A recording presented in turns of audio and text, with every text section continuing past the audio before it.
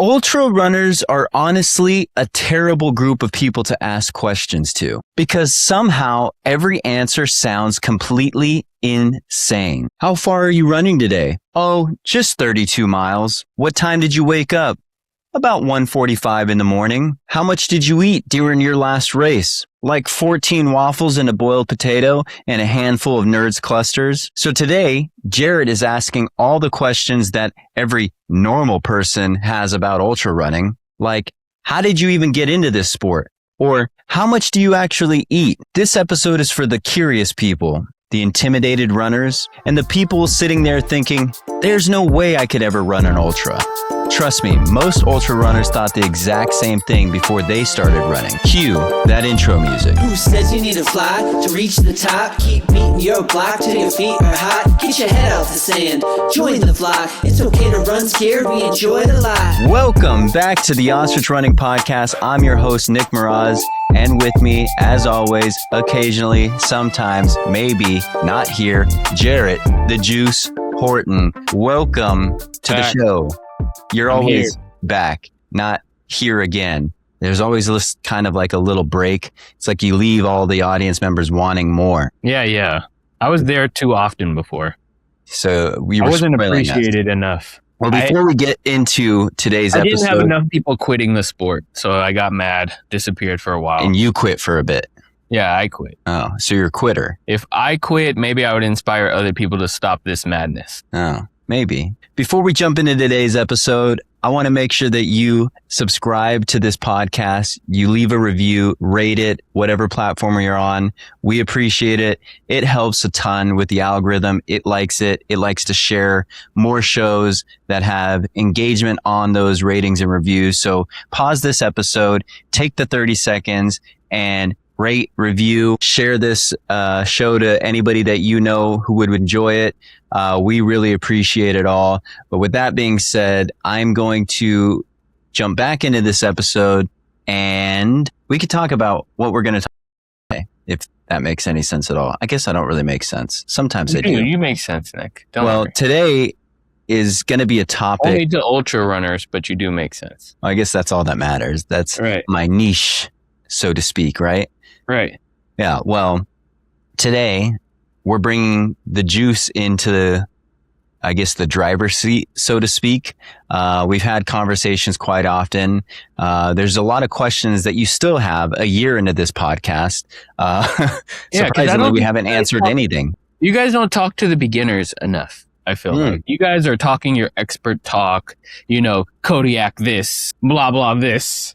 Jarett is not a fan of acronyms and lingo. He wants it straightforward. I like it, but it's just hard to keep up. It's hard to keep up with the Kodiak 650 and all the terms that you're talking about. So I'm actually going to help you out today, Nick. I feel like you've been a little stressed. Yeah, I feel like you've been a little stressed lately. So I'm going to actually help this week of bringing people into the sport. Wow. Yeah, I'm going to mix it up. I don't know. I feel like this is like a setup. Like you're gonna introduce them to this is what you want to be around, something crazy. Maybe if I make the sport so busy and so overcrowded and the price goes up so much, I can actually get rid of the true ultra runner. Oh my gosh, man! You just hit two subject matters that I feel like are being talked about a lot. We might even need to talk about it in some future episodes. But the sport being crowded and very expensive to run some crazy races out there. You haven't seen anything yet. We haven't seen nothing yet. You think inflation's going to hit everywhere, right? In the running community. Yeah, I'm gonna make it so it's just super expensive to join that sport. You have to be an elite 1%er in order to even compete. Yeah, even afford it. You hopefully have to my answers inspire these other ultra runners to realize that it is not that difficult to really get into this sport and enjoy it. I've been doing in episode ads recently. So I want to knock this out of the way from the beginning, just because, we want to focus. Get paid. Well, so far he's not getting paid. So what that means is I'd like to thank our sponsors, us, Ostrich Running, please go visit ostrichrunning.com. We have a collection of hats, electrolytes, shirts are on the way by popular demand. Please go check out Ostrich Salt. It's been specifically formulated for us ultra marathon runners, built for long distances, high sodium content, high quality magnesium, potassium. It's everything that you need, lightly flavored to avoid that flavor burnout. Please go check it out. If you want to try it out, I still have that promotion going called the Salty 6, and you get a 6-pack of Ostrich Salt for $6, free shipping. What a deal, right, Jarett? What a deal. And get ready for juice candy. Ooh. Juice candy coming soon. Juice candy I get all the royalties. I get to keep all the money from that. But Ostrich Running will pay to have it made. So no royalties will be paid to the juice. The juice's comments and ideas are only that of his own interpretation, and they are not legally binding. And blah blah blah blah blah. Our next sponsor, Alethea Run. Wow, we love the team over at Alethea Runs. What a great group of people out there in Eugene, Oregon. Some people who are really care about runners running as long as they can. Injury free.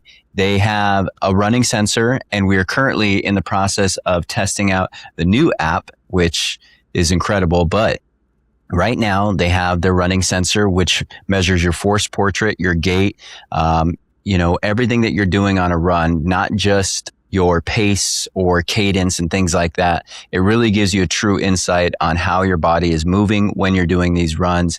AI powered. It is use machine learning from thousands of people running in a lab in one of those big lab setups that you've seen.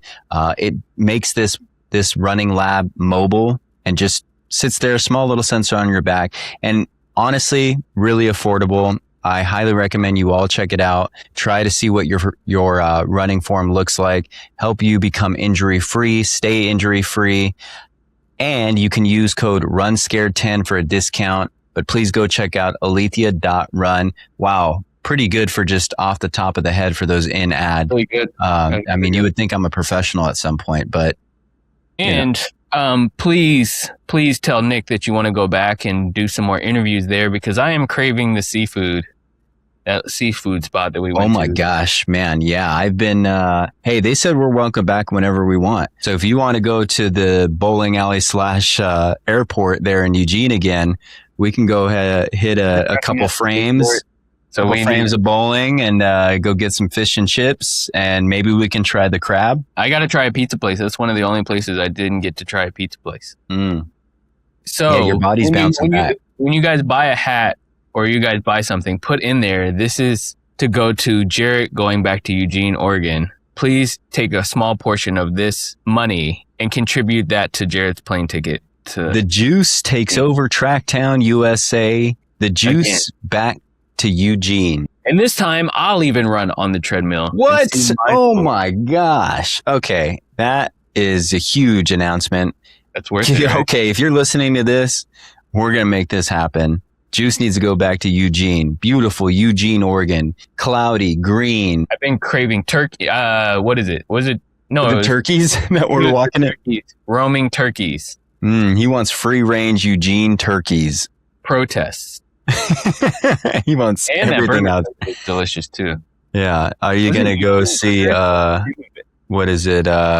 What's his name again? Uncle, who's the owner of Nike? What do they call him? Uncle Phil. You want to go see Uncle Phil, don't you? I would love to see Uncle Phil. Yeah. Will you give him a piece of your mind about what he's done with Nike? Your competition. Oh, man, he's not even in the same arena. Ostrich Running. We're out here for the community, baby. Yeah. Let's jump into this episode. Today we are talking about Ask an Ultra Runner. Jarett, you've had quite a few questions, and I think you were correct in your approach when you said, hey, people need to know these things. So I'm going to hand over the keys to you. Please take these. Take us safely. Thank you. Take us safely into your vehicle and transport us to this the land of not knowing anything about ultra running.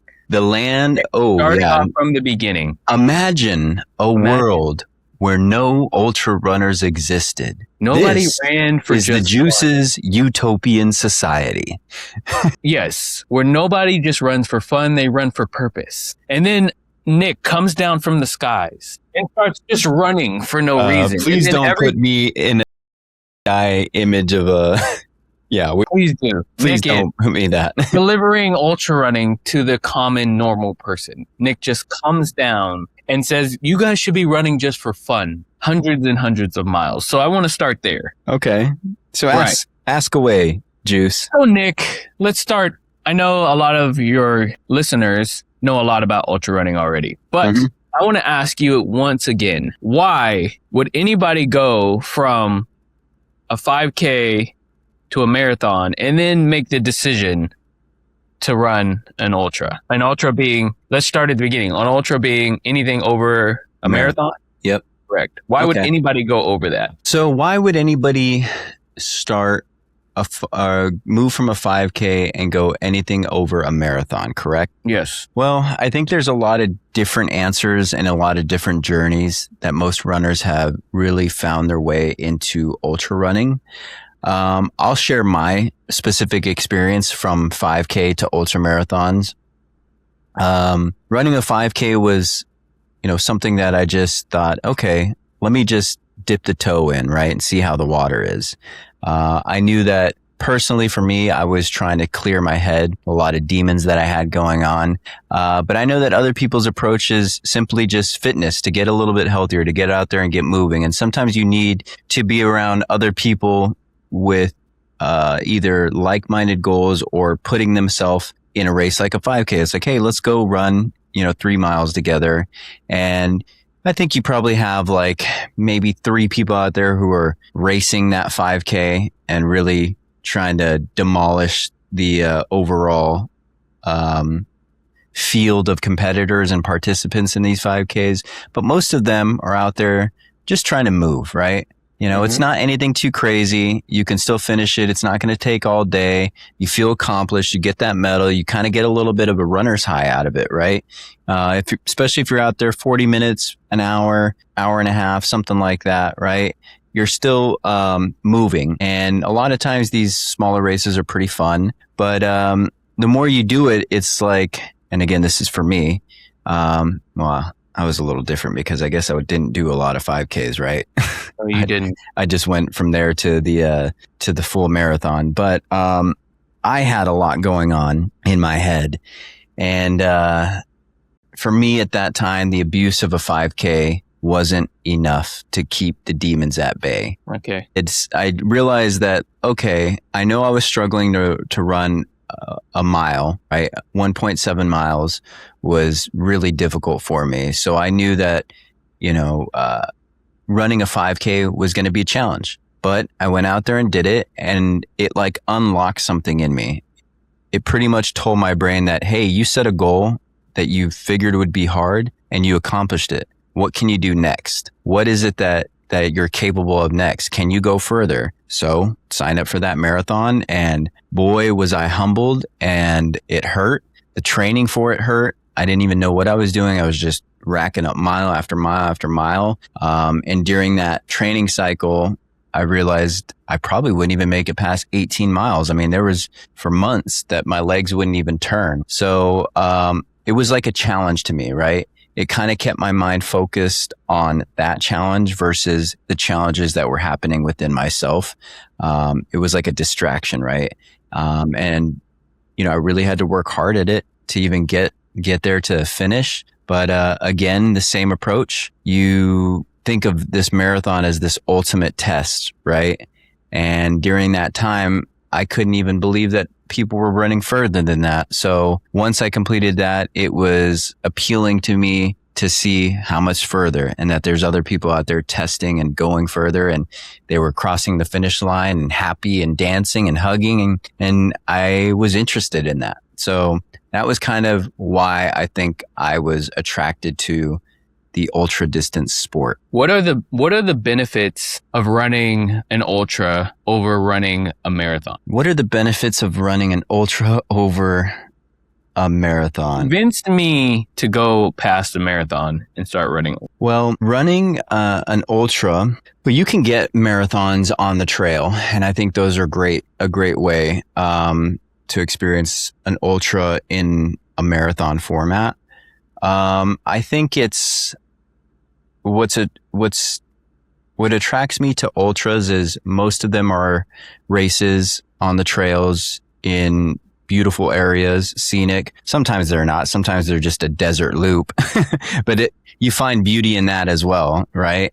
An ultra will allow you to be one with nature, be in like so you're saying chill. Yeah, it'd be a more chill vibe. It's not like you line up and you see, everybody in super shoes and just, decked out looking like they're about to go race the Olympics, right? And this is not a knock against road runners. Just the vibes are completely different, right? People are out there racing, whereas you find majority of people who are just out there to get it done rather than race. Mm-hmm. And I think the community feels more inviting at times. Everybody's scared, even the elites, even the elites are scared. People who have done this before are scared. You really don't know what's going to happen. Obviously same at a marathon distance, but, if I could convince somebody maybe in a single sentence to run an ultra, I would say you feel something beyond a marathon, pushing through that. I mean, you still, depending on what speed you're running a marathon, you're going to go through challenges, mental battles with yourself during a marathon. Adding a couple extra hours, adding another day to that, you really push the limits. So when I say go run an ultra, I'm also not recommending that you go from a 5K to an ultra. I believe that you should definitely keep leveling up because it's a new set of problems that come at new distances, at new hours, at new elevations, at new terrain, that you have to really learn how to adjust for on the fly. And what I've learned about ultras is I think the real goal is, yes, to complete like a crazy ultra distance, but you should be able to finish that race and enjoy the ending of that race, right? I think most people can still jump from, not ever doing a marathon and go do 100 miles, depending on your fitness base. But without the proper training and leading up to it and miles over the years, you're going to be hurting pretty bad. And I want you to keep running ultras. So slowly ease the body into that distance. So you don't feel so much hate towards running that distance again. Did you feel ready when you made the transition into going into ultras? I still don't feel ready. At this race that I have coming up, I do not feel ready. I know I can complete the distance, but I'm like pushing, and it's a 31 mile. It's a 50K. When I was lined up at the 100-mile race, I didn't feel ready. When I was at the 50-mile races, I don't feel ready. There's this doubt that you're just like, oh, I'm about to take on a distance, right? So you always have it. And I think that's what I enjoy about it is it's very uncertain each and every time. And you kind of you feel like you're about to go to battle. You're about to go to battle with the elements, with your mind, with your body. And maybe that's something that I enjoy. And I think it's kind of fun to just feel that like adrenaline rush pre-race. And then the race starts and you're in it. And then you learn to just lock in, right? And adjust. And you pull from your experience at these distances to make it a little bit more enjoyable, so to speak. It still sucks. Yeah, it still sucks. Okay. How much would you say it costs to get into ultra running? Well, that's a good question. It depends on how much you're running. And please put in the training block. Should you have a trainer, coach or something like that? Coach, right. Yeah. I've always been a big advocate for getting a coach. Mm-hmm. Especially since I got a coach, right? I've had my ultra experiences without a coach and then with a coach. And I can tell you it's night and day, right? Having structure, having somebody who does this for a living, who has a bunch of experience, who's probably ran a bunch of races, and can tell you what to expect, right? They can train you. They can make sure that you're not overworking yourself, right? Keeping you healthy and ready to compete or attempt that distance. You can tailor in time goals, and a lot of this stuff can be done, as like a AI. I won't say that you can't do it there. You can, but there's a difference between having a human connection with a coach, building a relationship, being able to speak, because a training plan doesn't adjust on the fly, right? If you go on paper, it is what it is. My coach looks at my data, looks at my sleep data, looks at my certain metrics that are being displayed from my watch during recovery. I can reach out to her and say, like, hey, dude, I am so stressed out. I haven't even gotten this run in. What should I do? Move it to this day, move it to this day.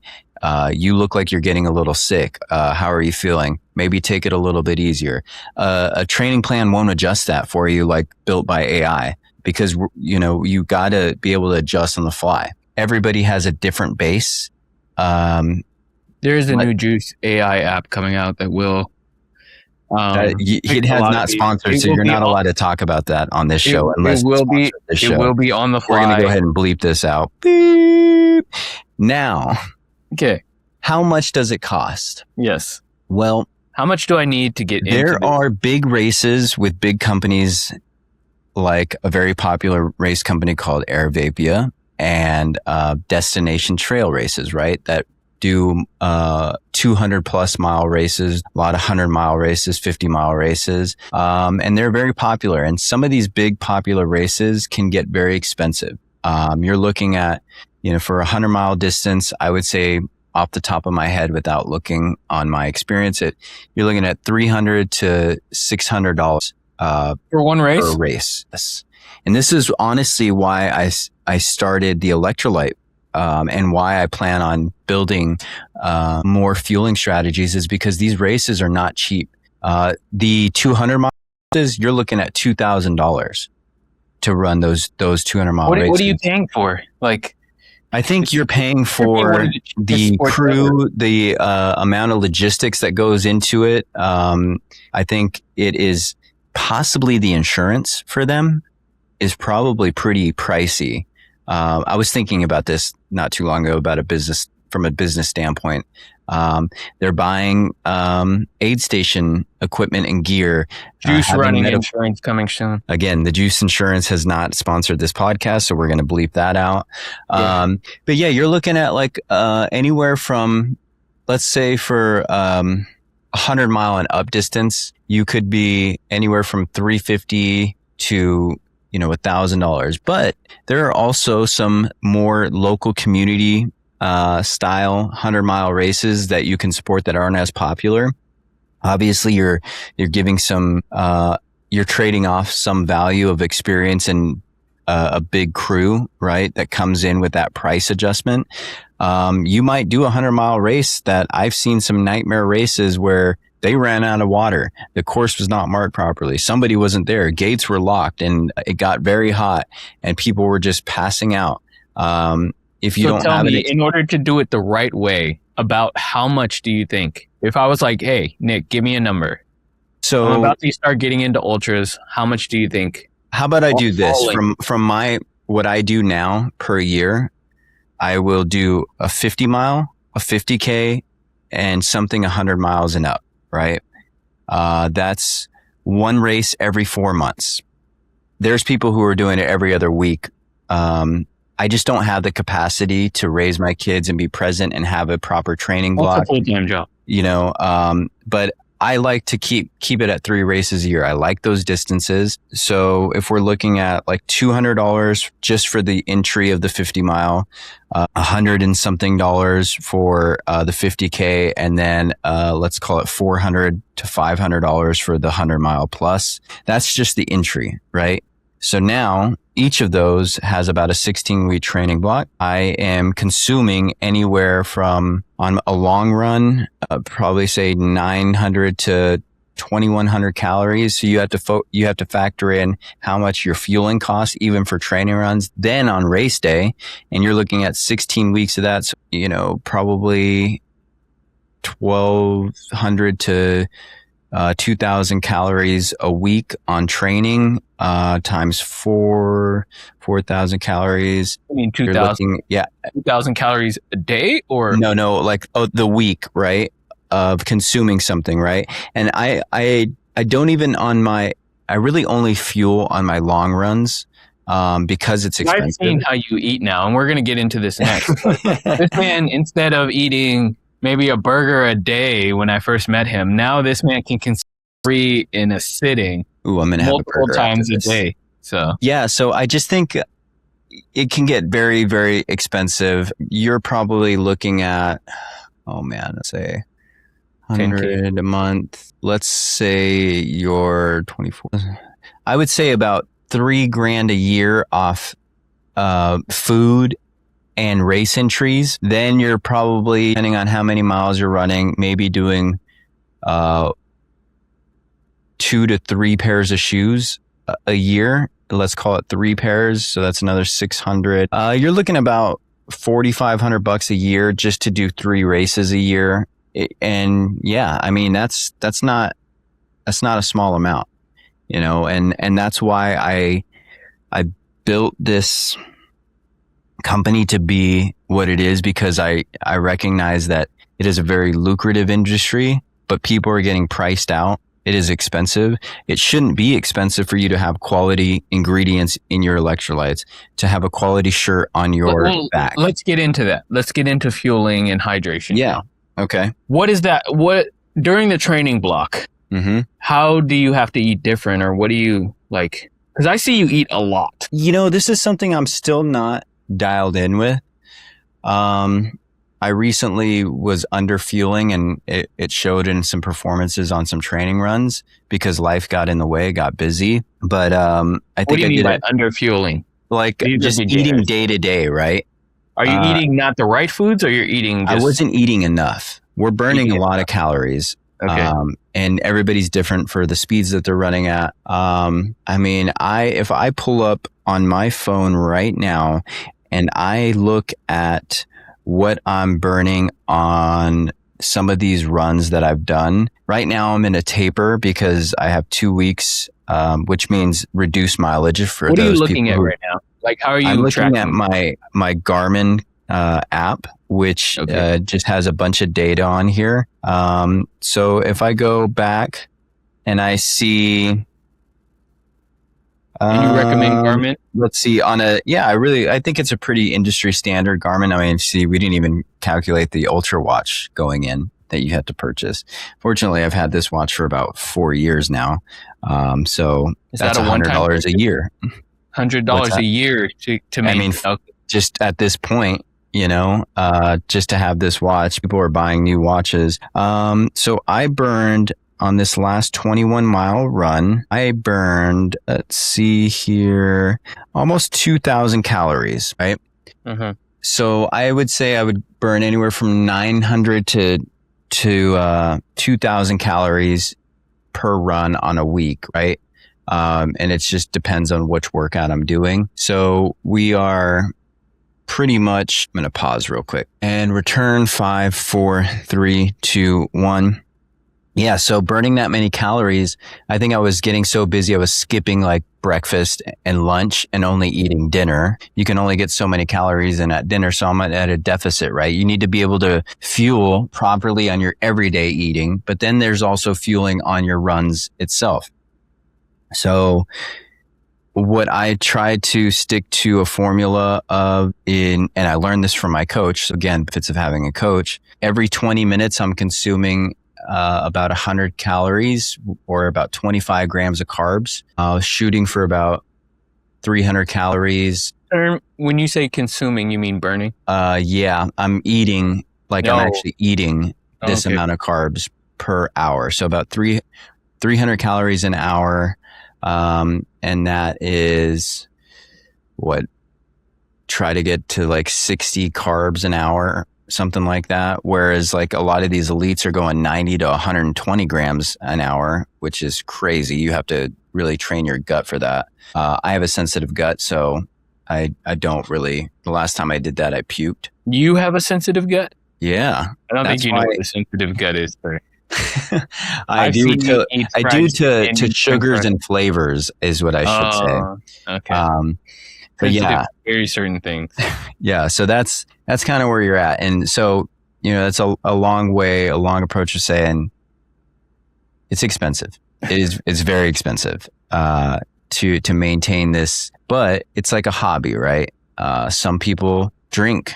Trains. Some people like trains. They like to go on vacations. They like to go to Vegas. They like to do things like that, right? So, I mean, it's just to each their own. Himself over 100 miles. Yeah, that's fun, Tell me the difference. Tell me the difference between what you eat during your training. Like, what kind of foods would you recommend? What do you consume? So maybe you'd recommend something, and then when I'm doing something properly, I really want to make sure that post run, I'm getting in protein within that 30 to 45 minutes after a workout, right? That's when your muscles are primed and ready to absorb nutrients and, the protein that you need to recover. Protein shakes. I do protein shakes. I do eggs, chicken, and I'm not going to sit here and say I have the best diet. I think we can all agree that I don't have the best diet. Yeah, we want to know, what does Nick eat? Let's say, so in the morning when I'm doing good and eating purposely, I will have 2 hard-boiled eggs, a protein shake or some yogurt, a bagel, and coffee. And then at lunch, I'll have a sandwich, like a turkey sandwich. And you just eat whatever you want. I eat whatever I want. And as I'm hungry, because then like shortly after, there might be a day where I'm like, dude, I just want to get a burger now. So I will go just grab a fast food burger, like In-N-Out or something. I'm not good at calculating how many calories I'm consuming. That's something I should be better at. But what I try to do is eat the 3 meals a day. And I make sure that I'm having at least like steak, like potato and a salad. I love pizza, so I'll eat pizza when I'm craving it. I love burgers. I'll eat burgers when I'm craving it. I love French fries. I love a milkshake. Would you recommend this for somebody else training and getting ready for it? I think so. I think I definitely would. Like, to me, there's a difference between, are you trying to look good or are you trying to perform well? So yeah, people who are trying to lose weight and look good, they're often operating and working out at a caloric deficit, right? They're only eating a little bit of food just so they can burn more calories than they consume and drop weight, right? Which is fine if that's your purpose. I mean, I got nothing to say on that, but we're out here trying to perform. Mm-hmm. So we need that fueling. We need the carbs. We need the glycogen to really restore in our muscles to give us that energy. We have to get it through protein, sugar. We need recovery. So I don't think if you're trying to run ultra marathons to lose weight, don't do it. Just go do sprint workouts, short speed, sweat, Stairmaster, lift some weights, be at a caloric deficit and drop your weight and shape your body the way it wants to be, because you can't be doing that out there. It's dangerous. You're collapsing. You're just not going to, it's not the sport to lose weight. It just happens. Well, it's going to happen. Yeah. It just happens, So I think we're out here trying to push ourselves through a distance, right? We're not trying to push ourselves into looking a certain way. It is a byproduct sometimes. Yeah. So, I mean, would I recommend my diet? No. I think I wish I was better at tracking what I'm eating and eat healthy, because maybe I would be performing better with cleaner muscle, protein and all that. But I love a burger. I love pizza. I love candy. I love fried foods. I love fair food. I love ramen. I just give it to me all. Whatever I'm craving right there. So what you eat, I mean, running ultras doesn't have to change your lifestyle of what you eat. No, but I will say you might want to consider if you drink, and this isn't a PSA because we all know I'm sober. I'm not trying to knock anybody from, oh, you shouldn't drink. I don't care, man. I'm the worst person to I won't cast any judgment on anybody. But alcohol really messes with your sleep. Like it's hard to get good REM and recovery sleep if you drink. I've heard people talking about like they have a glass of wine and they have the worst sleep ever.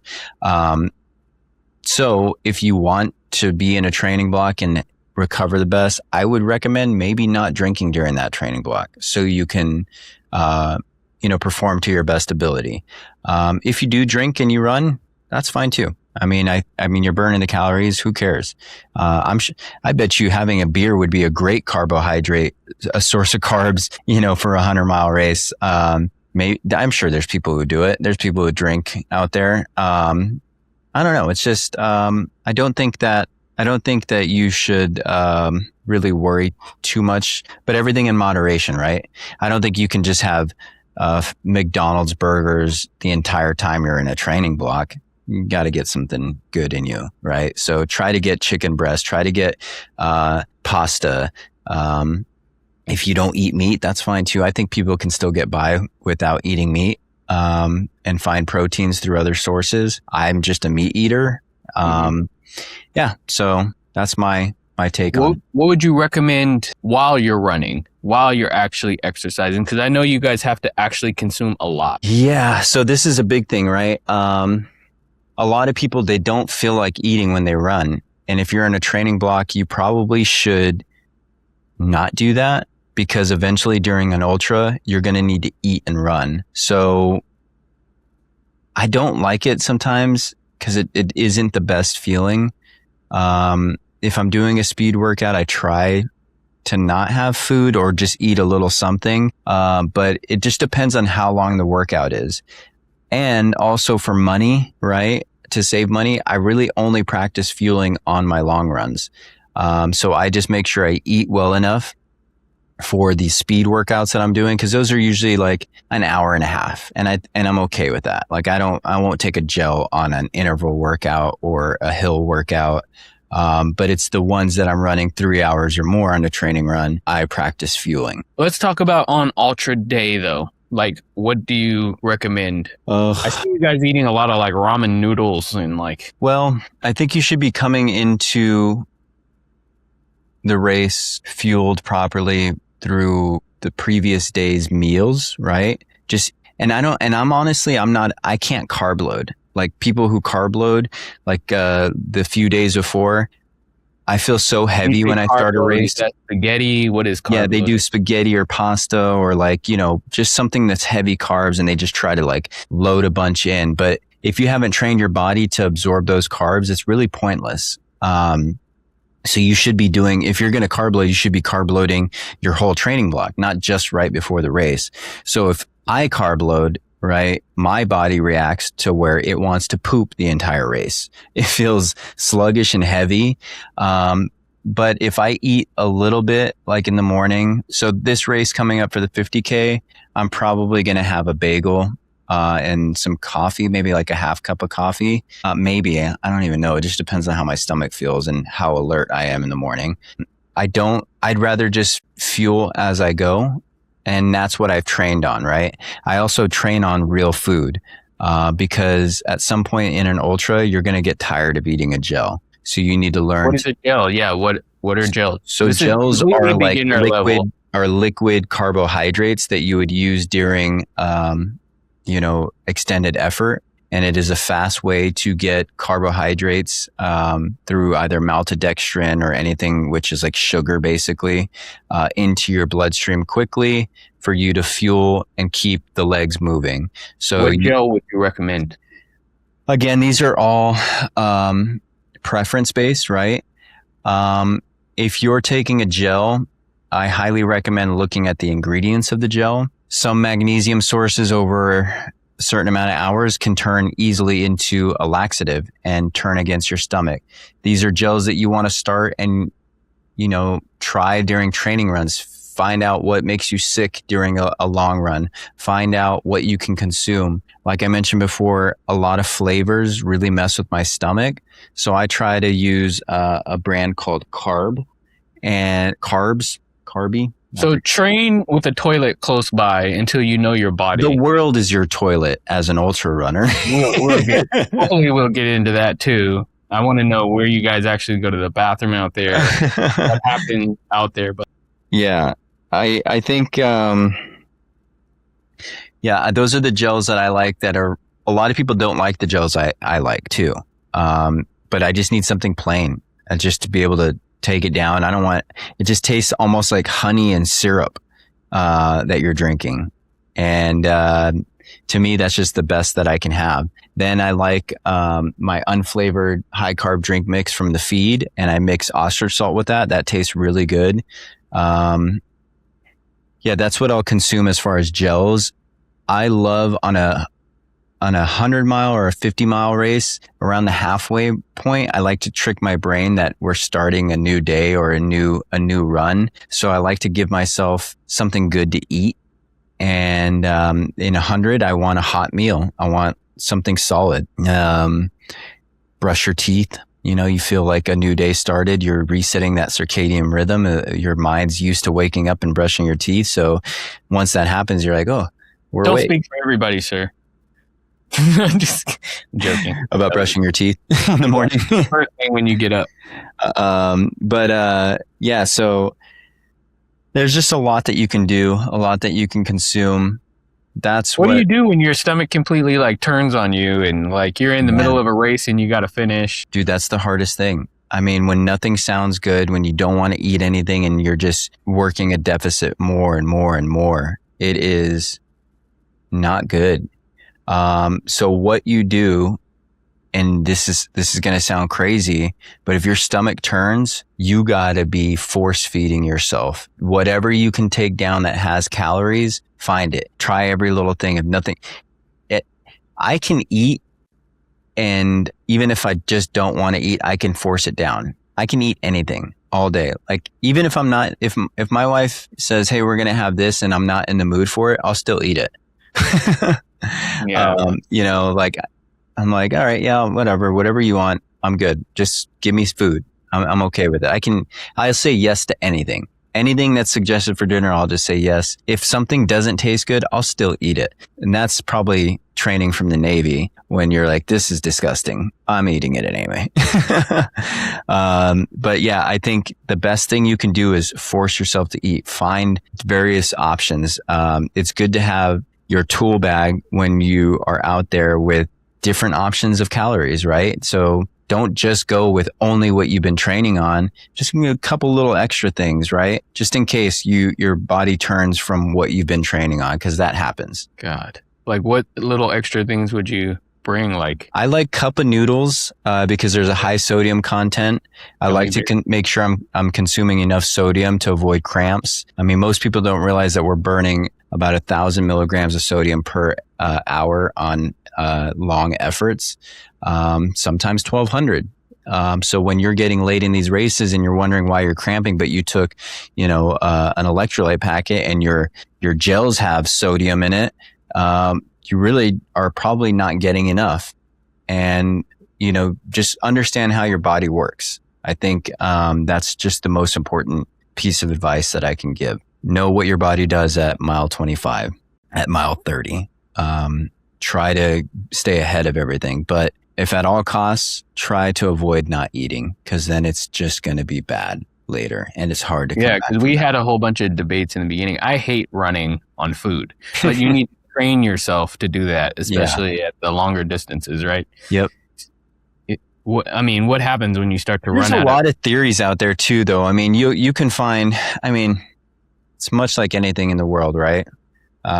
Somebody who you can find a weirdo. Blue light will, screw up your circadian rhythm and all this stuff is probably true at some point in some study. But, there's people out there who are saying like, they're on a keto diet, right? And they want to just be in ketosis, which is your body's way of turning fat into fuel quickly from the muscles, like using fat sources as fuel in your body.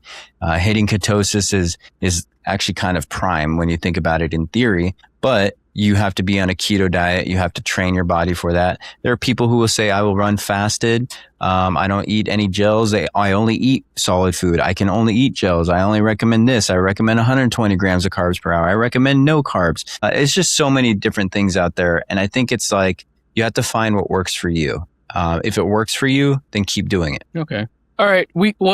I think we might have to break this up into 2 pieces, right? Because we're getting close. There's some other questions that I know you had. Yeah, I have a ton of extra questions. So I think we have to break this up into 2 parts because I need to ask you about the clothes, mental struggles. I need to ask about weird stuff that you guys do on race day, how you guys even go to the bathroom out there.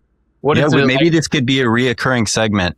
Ask an ultra runner till we get through this whole thing. Submit your questions. Yeah, submit your questions if you're out there thinking about it. That was actually such a good episode. That went by so quick. I didn't realize how quickly we went through this. Yeah, and I mean, I haven't even touched the surface. I mean, I feel like we definitely haven't even scratched the surface of questions.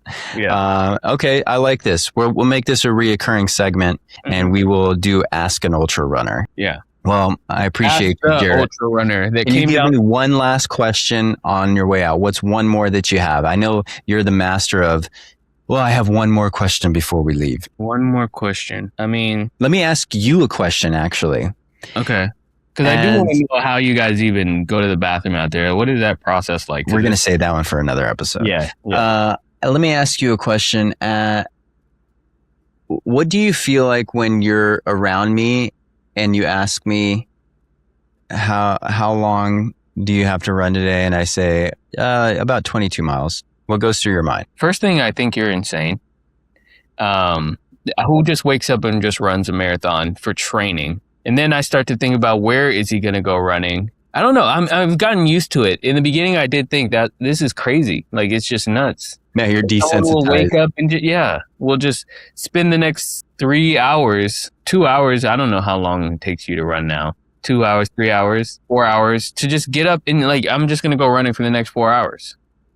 So I think it's crazy. And I'm wondering, how you maintain that. Some days are hard. Some days you got no motivation. And, I mean, you hear me where I'm like, oh, I don't want to do this run today. But I think that's where your goals are accomplished, or on the days that you don't feel like doing it and you get out there. And I want to say that when you go out on a run that you didn't want to do, you'll feel good. And that is true sometimes, that you always feel good about the run you did rather than the one that you didn't, right? But sometimes I don't want to go on a run, and I go on that run and I come back and I'm like, I don't feel any better. That was terrible. All around, just terrible. I'm tired. I'm just done. And that happens. But I think those are the important days. And then you go to sleep and you wake up and you do it again. You do it again. Like life. Yeah. I also wondered why you had a belly and you were running that much, but now that has gone away. Now I have like a 6-pack, and it's starting to finally because now it seems like you're going to podium, I guess. Like you're trying to podium now. So it's like now you're starting to turn into like chiseled monster or something. Like you can tell your training has changed or something's changed. Yeah, the speed workouts are really do something to the stomach, where you're pulling a lot of work from your core. A lot of core workouts, like in strength training. I mean, everything works. I think everything's based on that balance in that core, your core and your back. So 2 important muscles that you should never overlook to run far, which is crazy to think about, right? Don't you need legs to run far? No, you need a strong back and stomach in order to run far. I mean, when we were in Eugene, Oregon, and that guy was talking about how important like this muscle is. Yeah, just the what? Yep, like the I wouldn't even thought I needed. Yeah. Yeah. Especially with speed, right? Like, and your leg muscles are kind of crazy. Like if you ever meet Nick, look at compare your leg, a normal person's leg, to like some weird muscle that he has coming out of like one of his bones.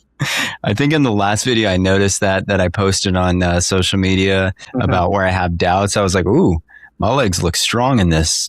Yeah, it's like, what is that muscle? Like, what's this guy talking about? Doubt. Look at this quad.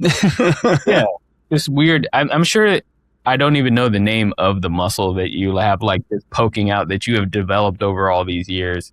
Oh my gosh, just man! Super swole.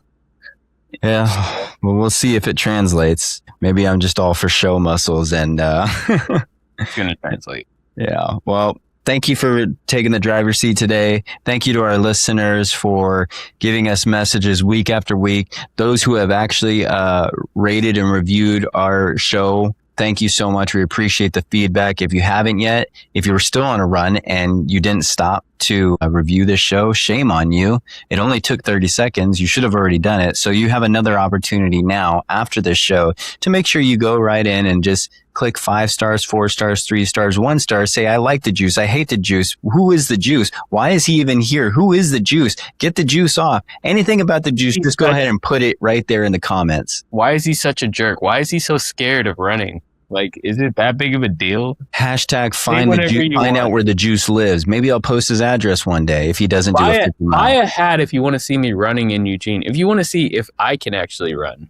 If you want to see him pace me at Route 66 Ultra Run for a few miles. It's going to cost a lot more. Yeah. For a few miles? Too? Yeah. Come run with me for a little bit. Yeah. I know what that's going to turn into. Running at. Thank you again, to all of our listeners. Keep going, Jarett. Next thing, you're motivating me. So. Jarett does 100 miles on. Yeah, I did 50 miles. Real quick, how many hours? Real quick, I'm sorry. See, there he is, the master of one more question.